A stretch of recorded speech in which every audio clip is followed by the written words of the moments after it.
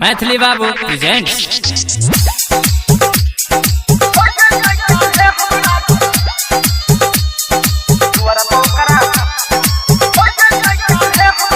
दुआरा पोकरा बाज छै डीजे होय छै सगाई रे। दुआरा पोकरा बाज छै डीजे होय छै सगाई रे। हो जाय काल्हे हमरा जन के विदाई रे। हो जाय काल्हे हमरा जन के विदाई रे। दुआरा पोकरा बाज छै डीजे होय छै सगाई रे। दुआरा पोकरा बाज छै डीजे होय छै सगाई रे।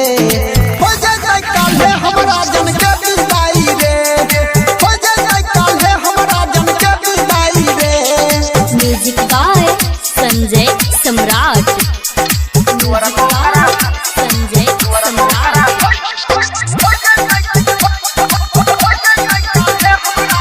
कल कई नहीं फोन उता जब दिन गुनैले अपने हाथे से हमरा कार्ड दगेले।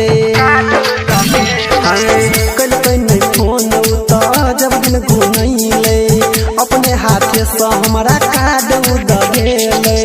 हाथ उ छोड़ जेते सपना देखा क वीरान कर देते अपना बना क।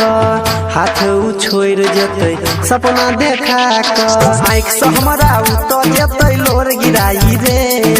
आँख से हमरा उतो जेते लोर गिराई रे। हो जाय काल्हे हमरा जन के विदाई रे। हो जाय काल्हे हमरा जन के विदाई रे। Music by Sanjay Samrat. Music by Sanjay Samrat.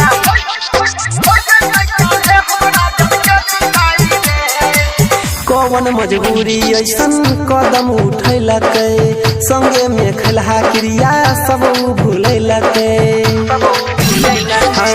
कौन मजबूरी ऐसन कदम उठैलकै संगे में खलहा क्रिया सब भूलैलकै।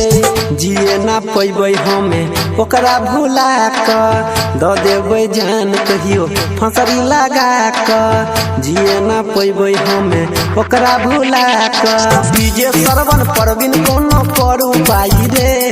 सतीश मुकेश कोनो करू पाई रे। हो जाय काल्हे हमरा जन के विदाई रे। अरे हो जाय काल्हे हमरा मन के विदाई रे। दुआरा पोकरा बाज छै डीजे होय छै सगाई रे। दुआरा पोकरा बाज छै डीजे होय छै सगाई रे।